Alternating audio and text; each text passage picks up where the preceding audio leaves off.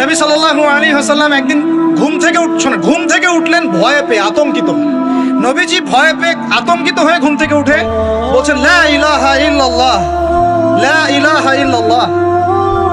তার স্ত্রী পাশে যিনি শুয়ে আছেন সাল্লাল্লাহু আলাইহি ওয়াসাল্লাম বলছেন, ওয়াইলুল লিল আরব, ওয়াইলুল লিল আরব মিন শাররি ক্বাদ ইখতারাব। আরব জাতির জন্য ধ্বংস, আরব জাতির জন্য ধ্বংস। কি ভয়ঙ্কর ফিতনা ধেয়ে আসছে ওদের দিকে, কি ভয়ঙ্কর ফিতনা ধেয়ে আসছে।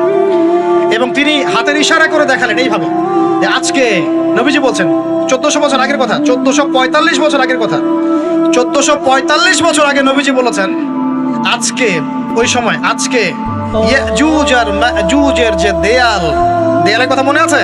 জুলকারনাইনের সময় দেয়াল, এই দেয়াল এতটুকু পরিমাণ খুলে দেয়া হয়েছে, এতটুকু পরিমাণ খুলে দেয়া হয়েছে 1400 কত বছর আগে? তখন তার স্ত্রী বলছেন, আনুহলিক ওয়া ফিনা সালিহিন, আনুহলিক ওয়া ফিনা সালিহিন ইয়া রাসূলুল্লাহ। হে আল্লাহর রাসূল সাল্লাল্লাহু আলাইহি ওয়াসাল্লাম, আমাদের মধ্যে ভালো মানুষরা থাকা সত্ত্বেও কি আমরা ধ্বংস হয়ে যাব? আপনি যে বলছেন ওয়াইলুল লিল আরব, আরবদের জন্য ধ্বংস। নবীজি বলছেন, নাম, হ্যাঁ, নাম, হ্যাঁ, ধ্বংস হয়ে যাবে। ইযা কাসুরাতিল খাবাস, যখন নগ্নতা, বেহায়াপনা, অশ্লীলতা সমাজে রন্ধ্রে রন্ধ্রে ছড়িয়ে পড়বে, তখন আলেম জালেম সব ধ্বংস হবে। এই হাদিসটা অকাট্য হাদিস বুখারী মুসলিমের, মানে এটা সহিহ, এটা বিষয়ে কোনো সন্দেহ নেই।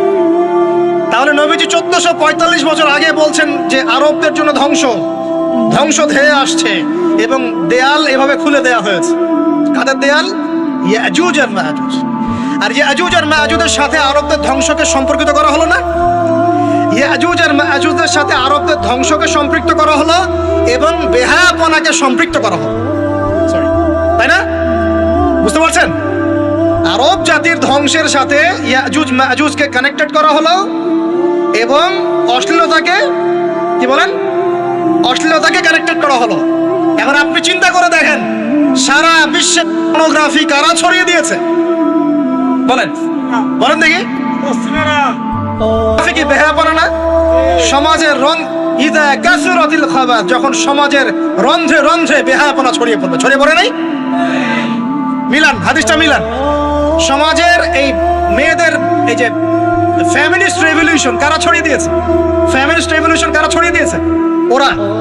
সমাজে মেয়ে ছেলে একসাথে চলবে একই পোশাকে, কারা ছড়িয়ে দিয়েছে? সমাজে মেয়েদের বেপরদায় চলার এই সংস্কৃতি কারা ছড়িয়ে দিয়েছে? মাদক আর সুদের সংস্কৃতি কারা ছড়িয়ে দিয়েছে? জেনা, ব্যভিচার, পর্নোগ্রাফি, এগুলো কারা ছড়িয়ে দিয়েছে? পৃথিবীর এমন কোন রাষ্ট্র বাকি রাখে নাই তারা এগুলো ছড়াতে, এমন কোন রাষ্ট্র বাকি নেই। তাহলে সব জায়গায় ছড়িয়ে পড়বে না ইয়াজুজ মাজুজের ফিতনা? ছড়িয়ে পড়েছে। আল্লাহ পাক আমাদেরকে এই পশ্চিমা গোলক ধাঁধা থেকে হেফাজত করুন, আমিন। আমাদের সংস্কৃতি নিয়ে আমরা বুক ফুলে বাঁচবো ইনশাআল্লাহ, আমাদের সংস্কৃতি নিয়ে আমরা চলবো ইনশাআল্লাহ। আমাদের কোরআন আছে, হাদিস আছে, আমাদের নবী আছেন, আমাদের সাহাবীরা আছেন, আমাদের দ্বীন আছে ইনশাআল্লাহ। আমাদের অন্য কাউকে প্রয়োজন আছে? এই যে প্রযুক্তিগত কথাগুলো বললাম, একটু মাথা খাটান, এগুলো আমরাই তৈরি করতে পারবো ইনশাআল্লাহ। সব ঢেলে সাজানো যাবে ইনশাআল্লাহ তাআলা। আল্লাহ পাক আমাদেরকে বোঝার তৌফিক দান করুন। তাহলে 1 নাম্বার কি বলেছিলাম ভাই? ইলম অর্জন। 2 নাম্বার ইলম অনুযায়ী আমল। আর এই আমলটাকে শুধু ব্যক্তি জীবনে না, জীবনের সব ক্ষেত্রে আল্লাহ কবুল করুন। 3 নাম্বার নিজের পরিবারের যত্ন নিন। নিজের ইলম অর্জন করেছেন, আমল করছেন, এখন অনেক বড় বড় কথা অনেকে বলবে, আগে পরিবার ঠিক করেন। আগে কি করবেন? ব্যাস, পরিবার বলতে আপনার স্ত্রী সন্তান। কারণ বাবা মাকে দাওয়াত দেওয়া যাবে, বাবা মাকে গালমন্দ করা যাবে না, বকাঝকা করা যাবে না। বাবা নামাজ পড়েন, আপনি কি মাইর দিতে পারবেন? মা নামাজ পড়েন, আপনি কি মাইর দিতে পারবেন? পারবেন না। তবে এই যুগে কিছু হতভাগা আছে, এরা বাপ মাকেও গায়ে হাত তোলে না। এই যুগে এমন কিছু হতভাগা ছেলে মেয়ে জন্ম হয়েছে, আল্লাহ মাফ করুক, এরা পিতা মাতার সাথেও কি জঘন্য আচরণ করে। পিতা মাতা দোয়া নিবেন, যাদের সাথে পিতা মাতার দোয়া থাকে জীবনে সফল হবে ইনশাআল্লাহ। যার সাথে পিতা মাতার দোয়া নাই, অবস্থা খারাপ। আল্লাহ মাফ করবে আমাদেরকে। এখন পরিবার বলতে আপনার স্ত্রী সন্তান প্রথম প্রায়োরিটি পাবে, আর পিতা মাতাকে আপনি দাওয়াত দিবেন, নসিহত করে বোঝানোর চেষ্টা করবেন। আপনার সন্তান যদি 10 বছর বয়সে নামাজ না পড়ে, তখন তাকে আপনি পিটাতে পারবেন, কিন্তু আপনি বাবাকে মারবেন পারবেন? আর পরিবারের কিছু বিষয় এটা আপনি পাবেন প্যারেন্টিং বইয়ের মধ্যে। আর আল্লামা তকি উসমানী দামাত বারাকাতুহু শাইখের একটা কিতাব আছে ইসলাম ও পারিবারিক জীবন, ইসলাম ও পারিবারিক জীবন। এই বইটা পড়লে আপনি অনেক কিছু জানতে পারবেন। আমি ডিটেলস বলে দেওয়ার সময় পাচ্ছি না আজকে। এক কথায় পরিবারের মধ্যে তাওহীদ থাকবে, শিরক থাকবে না, ঠিক আছে? পরিবারের মধ্যে সুন্নতের চর্চা থাকবে, কোনো বেদাত থাকবে না। পরিবারে হালাল রিজিক থাকবে, কোনো হারাম ঢুকবে না।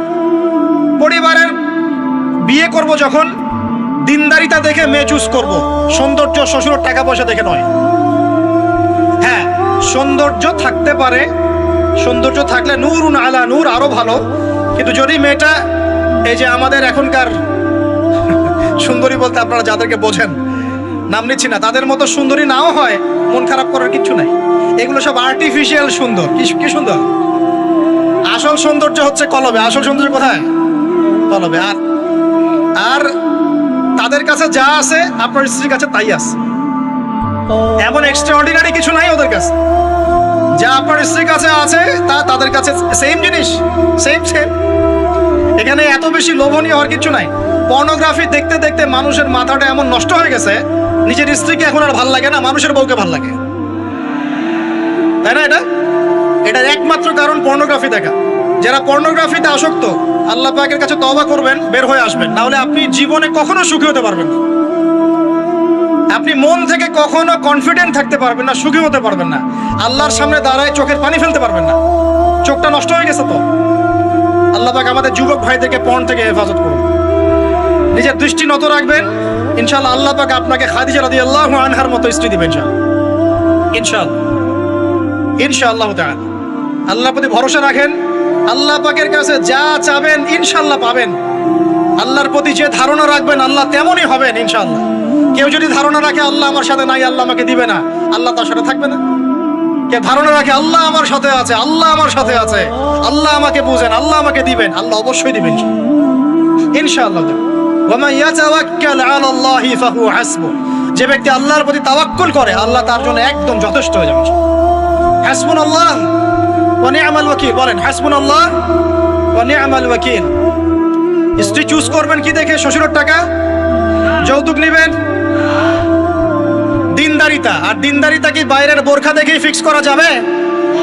বোরখাওয়ালা মেয়েরা তো এখন গ্রামে গঞ্জে, হাট বাজারে, সব জায়গায় কফি শপে বসে বসে ট্রেডিং করছে। বলেন আদর্শ পরিবার গঠন করা। কোন বইয়ের নাম বললাম? কার বই পড়বেন? আল্লামা তাকি উসমানী দামাত বারাকাতুহু। বইটার নাম কি? ইসলাম ও পারিবারিক জীবন। ইসলাম ও পারিবারিক জীবন। কিনতে পারবেন তো ইনশাআল্লাহ? বন্ধুদের সাথে চা খেতে বসলে 1000 টাকা বিল হয়, এখন 500 টাকা বিল হয় না? একটা বই কিনতে 200 টাকা লাগে না। কিনতে পারবো কিনা? যারা বই কিনে বইয়ের প্রতি মহব্বত রাখবে আল্লাহ ওদেরকে ইলম দান করবেন ইনশাআল্লাহ। আমি একদিন বলেছি না, বই নিয়ে একটা লেকচার দিয়েছি না? বই কিনতাম টাকা বাঁচিয়ে। বিশ্বাস করেন এখন বই হাদিয়াই পড়ে শেষ করতে পারি না আমরা। হাদিয়ার পর হাদিয়া বই পড়ে আছে বাসা, শেষই করতে পারছি না। বইয়ের প্রতি মহব্বত রাখেন, আল্লাহ পাক আপনাকে অনেক জ্ঞান দিবেন ইনশাআল্লাহ। 4 নাম্বার, খুব শর্ট করে শেষ করি। 4 হচ্ছে আমাদের রিজিকটা হালাল করতে হবে। রাজি আছি ইনশাআল্লাহ?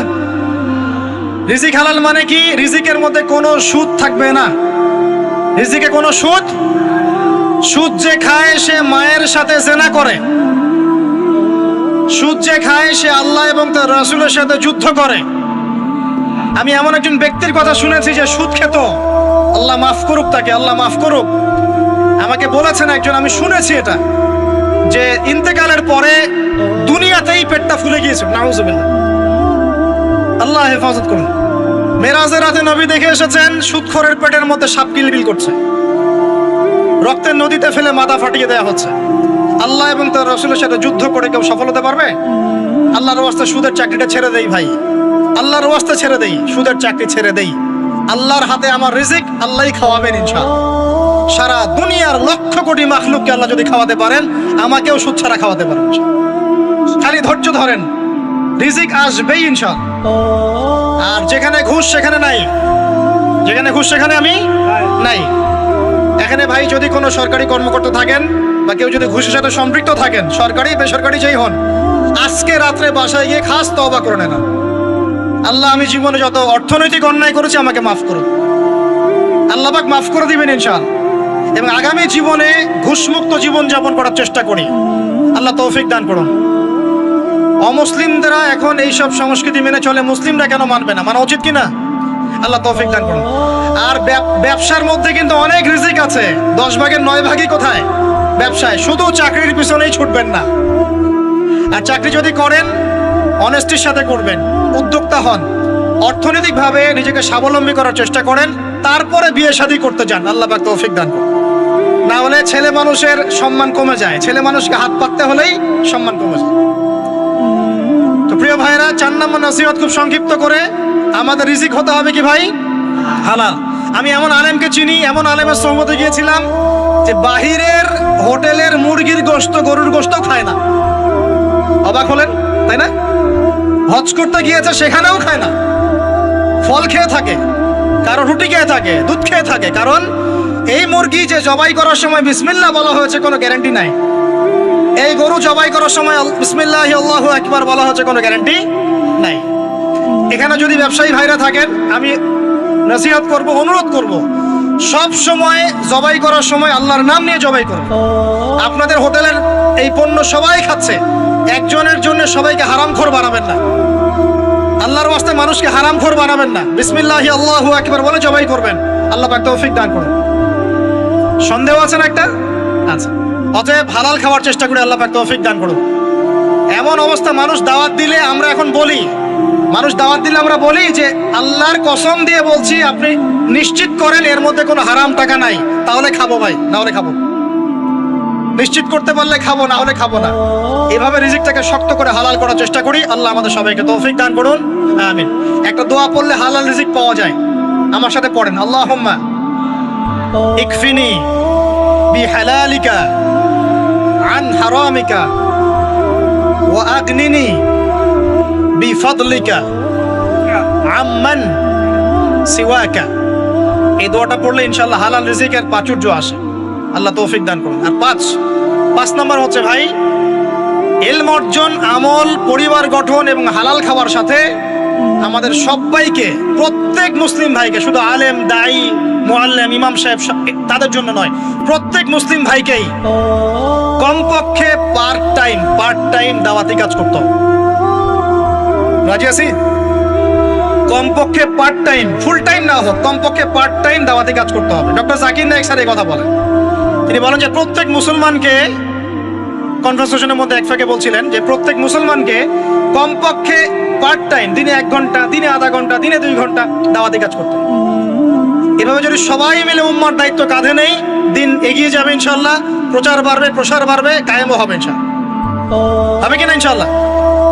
বাংলার ঘরে ঘরে তকি উসমানী তৈরি করতে হবে। হাফিজাহুল্লাহ, পারবেন তো? বাংলার ঘরে ঘরে বড় বড় আলেম তৈরি করতে হবে। বাংলার ঘরে ঘরে আলেম তৈরি করতে হবে, ঘরে ঘরে আলেম। আল্লাহ পাক তৌফিক দান করুন। এখন দাওয়াতি কাজ করার আগে নিজের ইলম অর্জন করতে হবে, দাওয়াতি কাজ করার যোগ্যতা অর্জন করতে হবে, নিজের আধ্যাত্মিকত্ব আনতে হবে, তাজকিয়া আনতে হবে। এবং আরেকটা কথা বলতে ভুলে গেছি, হকপন্থী আলেম ওলামার সাথে সম্পর্ক রেখে সোহবতে থাকবেন। একা একা থাকবেন না, একা একা চলবেন না। আলেম ওলামার সাথে পরামর্শ করে চলবেন। দাওয়াতি কাজ করলে কি পাবেন ভাই? একটা হাদিস দিয়ে শেষ করে দেই। দাওয়াতি কাজ করলে যা পাবেন, নবী সাল্লাল্লাহু আলাইহি ওয়াসাল্লাম বলেছেন, কোন ব্যক্তির দাওয়াতে যত মানুষ এই কল্যাণের পথে আসবে, সমস্ত কল্যাণের একটা অংশ নেকি ওই ব্যক্তি পাবে।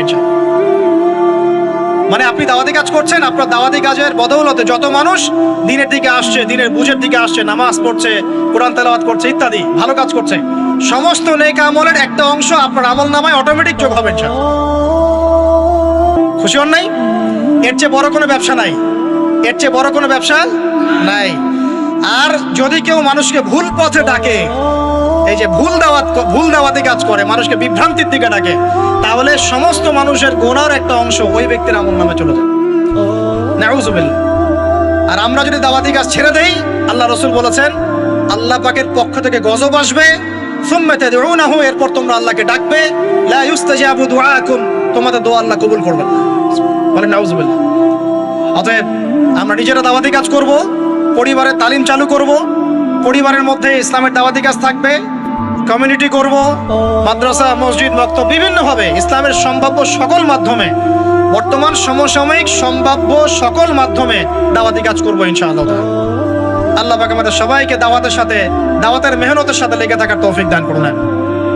সম্মানিত দিনী ভাইরা, আজকে সংক্ষিপ্ত সময়ের মধ্যে আমরা যে 5টা মৌলিক বিষয় আলোচনা করেছি, তার আলোকে আমরা দোয়া করি আল্লাহ পাক আমাদের সবাইকে দ্বীনের ইলম অর্জনের তৌফিক দান, আমাদের সবাইকে আল্লাহ পাক নবীর সুন্নাহর পাবন্দ বানিয়ে দেন।